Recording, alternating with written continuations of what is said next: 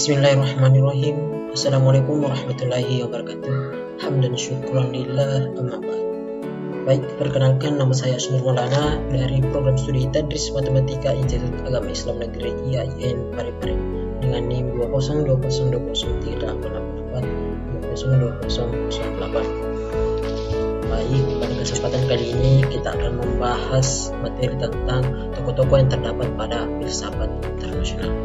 Adapun tokoh-tokoh itu yakni ada Paulo Freire dan Benjamin Bloom dan Ivan Illich. Pada kesempatan kali ini kita akan membahas ketiga tokoh-tokoh ini. Kita masuk ke tokoh yang pertama Paulo Freire. Paulo Freire ini adalah seorang tokoh pendidikan Brasil yang lahir pada tanggal 19 September 1921. Dengan kontribusi pemikirannya tentang banking education.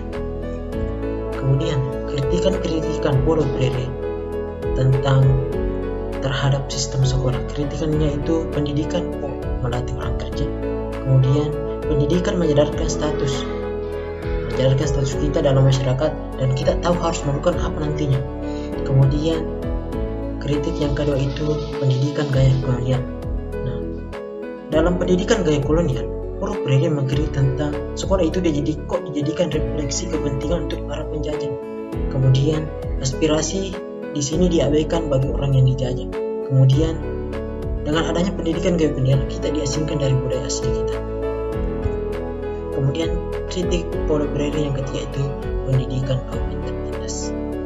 Di sini kritik beliau itu adalah memperjuangkan struktur kesetaraan dalam sistem pendidikan. Kemudian memberikan dedikasi untuk mereka yang tertindas atau pengajaran untuk mereka yang tertindas. Kemudian sistem pendidikan itu seharusnya berbasis kultural dan pembebasan. Kemudian tidak adanya isu banking education. Kemudian kritik Paulo Freire selanjutnya ini banking education. Di banking education ini pendidikan itu menjadi sebuah kegiatan menabung, yang mana murid itu sebagai celengan dan guru adalah penabungnya. Di sini yang terjadi bukanlah proses komunikasi, tetapi guru menyampaikan pernyataan-pernyataan untuk mengisi tabungannya yang diterima, dihafal dan diulangi dengan patuh oleh para murid itu sendiri. Kemudian dalam pendidikan banking education ini, dalam konsep pendidikan gaya bank, pengetahuan merupakan sebuah anugerah yang dihibahkan oleh mereka yang menganggap diri mereka berpengetahuan atau guru kepada mereka yang dianggap tidak memiliki pengetahuan atau apa-apa. Selanjutnya, setelah Paulo Freire memberikan kritik tentang banking education, Paulo Freire kemudian memberikan solusi tentang banking education itu, yakni problem posing education. Pendidikan itu ada masalah. Di sini manusia sendirilah yang dijadikan sebagai titik tolak dalam pendidikan. Manusia itu yang menjadi titik tolak dalam kegiatan pendidikan itu. Kemudian solusi beliau selanjutnya yakni sadar akan realitas dunia. Kita harus sadar akan realitas dunia dan bisa kritis dalam diri kita sendiri. Kemudian pendidikan itu harus terlibat dalam hidup kita sendiri. Kemudian solusi atau saran selanjutnya bagi pendidikan kaum tertindas dan kebudayaan bisu. Kaum tertindas hanya menerima begitu saja segala perlakuan dari kaum penindas. Di sini kaum yang tertindas menerima apa saja, apa dari perlakuan dari orang yang menindasnya. Kemudian mereka tidak tahu apa-apa karena mereka memang bisu atau bisukan, bukan membisu. Kemudian pendidikan yang dapat membebaskan dan memperdayakan, yaitu pendidikan yang membuat yang tertindas dapat mendengar suara yang asli. Inilah solusi dari Paulo Freire. Selanjutnya, proyek penyadaran. Ada 3 level kesadaran menurut Paulo Freire. Yang pertama, kesadaran magis, kemudian kesadaran naif, kemudian kesadaran kritis. Untuk kesadaran magis itu sendiri, di sini manusia menyesuaikan dengan realitas yang ada. Kesadaran ini menyebutkan manusia membisu, menceburkan diri ke hal-hal mustabil untuk melawan kesusahannya yang mereka hadapi. Kemudian yang kedua, kesadaran naif. Di sini masyarakat sudah sadar akan keadaan, namun belum dapat bicara atas nama kepentingannya, atau masyarakat di sini belum mandiri. Kemudian kesadaran kritis. Di sini masyarakat mampu menafsirkan masalah-masalah secara mendalam. Nah, percaya diri dalam berdiskusi, mampu menerima dan membuat. Nah, individu ini tidak menyalahkan individu lain, tapi justru menunjukkan pemahaman yang benar atas dirinya sendiri atau percaya diri. Nah, tokoh selanjutnya yakni tokoh internasional seperti Benjamin S. Bloom. Nah, Benjamin S. Bloom ini lahir di Nassau pada tanggal 21 Februari 1913. Benjamin ini adalah seorang psikolog pendidikan Amerika Serikat yang kontribusi utamanya yang kita kenal adalah penyusunan taksonomi. Benjamin S. Bloom ini memprakarsai dua aliran pendidikan. Pertama, aliran pendidikan humanistik. Aliran pendidikan humanistik ini, Benjamin S. Bloom punya pandangan bahwa belajar adalah aktualisasi diri manusia. Aktualisasi diri. Manusia punya banyak potensi. Nah, pendidikan ini membangkitkan potensi diri. Di sini, pendidikan yang semula potensi sekarang diaktifkan. Maksudnya, belajar adalah upaya membentuk manusia yang ideal.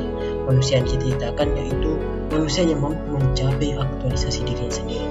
Untuk itu, sangat perlu diperhatikan bagaimana perkembangan peserta diri dalam mengaktualisasi dirinya, pemahaman terhadap diri serta realisasi dirinya sendiri. Kemudian, aliran behavioristik. Nah, aliran ini tujuannya bukan mewujudkan manusia yang ideal, tapi mengubah manusia jadi lebih baik sesuai ideal yang telah ditetapkan sebelumnya. Nah, selanjutnya kontribusi utama dari beliau adalah taksonomi Bloom. Nah, taksonomi sendiri ini berasal dari bahasa Yunani, tasein yang berarti untuk mengklasifikasi dan nomos yang berarti aturan. Nah, taksonomi berarti klasifikasi berhierarki dari sesuatu atau prinsip yang mendasar. Klasifikasi misalnya taksonomi klasik yang diprakarsai oleh Aristoteles, kemudian taksonomi biologi yang diprakarsai oleh Charles Darwin. Kemudian taksonomi Bloom dibuat untuk tujuan pendidikan. Nah, dalam hal ini tujuan pendidikan dibagi menjadi beberapa domain atau ranah kawasan, dan setiap domain tersebut dibagi kembali ke dalam yang lebih berdasarkan hierarkinya. Kemudian tujuan dari taksonomi Bloom. Nah, tujuan dari taksonomi Bloom ini adalah membantu merumuskan tujuan dari pembelajaran. Kemudian tujuan selanjutnya adalah membantu mempersiapkan dan merancang pembelajaran dengan target yang jelas sesuai dengan kapasitas dan kemampuan peserta didiknya. Kemudian tujuan yang terakhir itu adalah membantu seseorang untuk mengevaluasi serta menilai kemampuan dan kapasitasnya dalam dunia ilmu pengetahuan. Kemudian pilar pendidikan holistik. Nah, pilar pendidikan holistik atau yang dikenal dengan 3H. Pertama, head, heart, dan head. Head itu adalah kognitif, heart affektif, dan hand psikomotorik. Nah, di sini head artinya otak berfungsi untuk terus berpikir berhubungan dengan kognisi. Kemudian hati berfungsi untuk merasa dan melaksanakan. Kemudian head berfungsi untuk melaksanakan tugas atas perintah otak yang dihayati oleh hati. Kemudian yang pertama, ranah kognitif atau knowledge atau pengetahuan. Yang pertama, pengetahuan, kemampuan untuk menyebutkan atau menjelaskan kembali. Kemudian yang kedua, pemahaman, prestasikan dan mengatakan kembali dengan kata-kata sendiri. Kemudian penerapan, kemampuan menggunakan konsep dalam praktek atau situasi baru. Kemudian analisis, kemampuan memisahkan konsep ke dalam beberapa bagian untuk memperoleh pemahaman lebih luas. Kemudian ada sintesis, kemampuan merangkai atau menyusun kembali komponen-komponen dalam rangka menciptakan anti pemahaman atau struktur baru. Kemudian evaluasi, kemampuan mengevaluasi dan memilih sesuatu berdasarkan norma atau aturan kriteria. Nah, selanjutnya pilar pendidikan holistik yang kedua yaitu sarana afektif atau attitudinal stimulation. Nah, dalam sarana afektif ini terdapat responsif, penghargaan, organisasi, dan karakterisasi. Nah, untuk penerimaan itu sendiri yakni kemampuan untuk menunjukkan atensi dan penghargaan terhadap orang lain. Kemudian responsif itu adalah kemampuan berpartisipasi aktif dan selalu termotivasi untuk segala beraksi dan mengambil tindakan atas suatu kajian.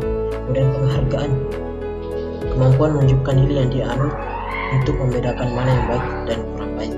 Kemudian organisasi, atau di sini bisa kerjasama. Kemudian karakterisasi, kemampuan mengendalikan perilaku berdasarkan nilai yang dianut dan memperbaiki hubungan internasional dan sosial. Kemudian selanjutnya ranah psikomotorik atau keterampilan skill. Nah, dalam ranah psikomotorik ini persepsi itu yakni kemampuan menggunakan panca indera, kemudian kesiapan, kemampuan menghadapi situasi apapun yang dihadapi, kemudian yang ketiga reaksi yang diarahkan yakni kemampuan meniru dan dicoba, kemudian mekanisme itu sendiri kemampuan membiasakan yang telah dipelajari itu sampai yang terbiasa, kemudian reaksi yang kompleks melakukan hal yang kompleks, kemudian adaptasi atau penyesuaian, kemampuan mengembangkan keahlian dan memodifikasi pola sesuai dengan yang dihadapi. Kemudian kreativitas itu adalah menciptakan aktivitas yang baru sama sekali. Nah, selanjutnya tokoh filsafat internasional yang ketiga yakni Ivan Illich. Nah, Ivan Illich ini lahir pada tanggal 4 September 1926. Ia adalah seorang filsuf Australia. Nah, dengan kontribusi pemikirannya itu The Studying Society. Nah, Ivan Illich ini mempunyai banyak sekali kritikan. Nah, kritikan yang pertama itu tentang situasi Amerika Selatan dan Amerika Latin. Nah, situasi Amerika Selatan dan Amerika Latin adalah wajib belajar 12 tahun. Kemudian yang tidak mengikuti wajib belajar dicap sebagai masyarakat terbelakang atau tidak terdidik. Kemudian kritik beliau yang selanjutnya yakni monopoli legitimasi sekolah. Nah, di sini kritik Ivan Illich tentang orang yang telah mengenyam pendidikan di sekolah dianggap telah mewakili keterampilan memadai yang ditandai dengan diberikannya ijazah oleh sekolah.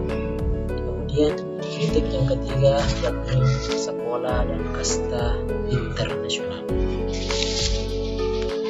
Nah, kritik Ivan Illich di sini yakni kewajiban sekolah itu menentukan peringkat atau kasta-kasta internasional. Kemudian selanjutnya kritik layaknya substansi belajar. Di sini Ivan Illich berpendapat bahwa sekolah itu membuat siswa tidak bisa membedakan proses dari substansi karena telah mencampur bukannya. Kemudian ada kurikulum tersembunyi. Nah, di sini Ivan Illich mengkritik bahwa sekolah itu menanamkan pandangan pada siswanya bahwa mereka tidak akan bisa hidup baik dan benar kecuali mengikut apa yang diajarkan di sekolah. Kemudian kritik tentang lembaga sekolah. Nah, di sini Ivan Illich mengkritik tentang lembaga sekolah bahwa sekolah itu membagi masyarakat ke dalam kelas-kelas sosial yang sangat tidak egaliter atau diskriminatif. Kemudian kritik selanjutnya yaitu tentang posisi pendidik.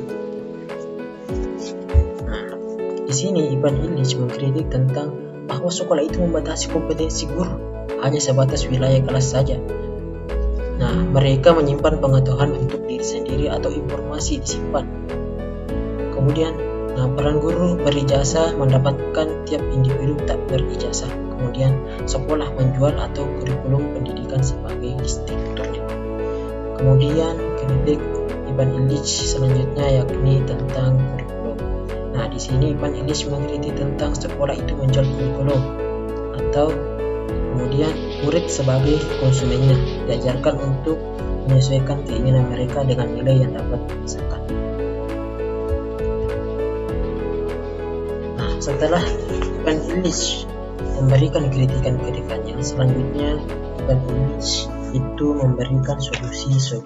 Solusi yang pertama itu yakni pendidikan yang berguna. Nah, pendidikan yang berguna ini kata Ivan Illich adalah pendidikan yang menyadarkan sikap kritis terhadap dunia dan kemudian mengarahkan perubahannya dari pembaraian diri menuju pemberdayaan sosial. Kemudian solusi selanjutnya itu pendidikan yang membebaskan. Nah, di sini kata Ivan Illich membebaskan terhadap fasilitas untuk belajar, membebaskan untuk mengajar, dan membebaskan untuk kritis dan kreatif dan bebas belajar. Kemudian solusi selanjutnya itu adalah pendidikan yang demokratis. Nah, di sini kata Ivan Illich solusinya yakni demokrasi dalam memperoleh pendidikan, demokrasi dalam sistem pembelajaran, dan demokrasi dalam pengembangan materi pembelajaran. Kemudian solusi selanjutnya yakni pendidikan bagi orang dewasa. Ciri pendidikan bagi orang dewasa yang dilakukan tahu apa yang dibutuhkan dan apa yang harus mereka pelajari. Solusi atau caranya adalah reformasi ruang kelas sekolah. Kemudian pembebasan pelajar bagi seluruh masyarakat dan ditempatkan dalam satu ruangan besar. Ivan Illich juga memberikan 3 peran seorang guru. Yang pertama itu guru itu harus sebagai pengawas. Nah, di sini guru bertindak sebagai pemimpin upacara atau yang mengarahkan kita. Kemudian yang selanjutnya guru sebagai moralis. Nah, di sini guru yang akan menggantikan peran orang tua atau negara. Ia mengajarkan anak-anak tentang apa yang benar atau salah dari segi moral, tidak saja di dalam sekolah melainkan di dalam masyarakat luas nantinya. Kemudian yang ketiga di sini guru sebagai ahli terapi. Nah, di sini guru merasa punya wewenang untuk menyelidiki kehidupan pribadi setiap murid untuk membantunya berkembang sebagai seorang pribadi yang baik nantinya. Nah, mungkin itu saja yang sempat saya sampaikan pada kesempatan kali ini. Dan kurangnya mohon dimaafkan. Assalamualaikum warahmatullahi wabarakatuh.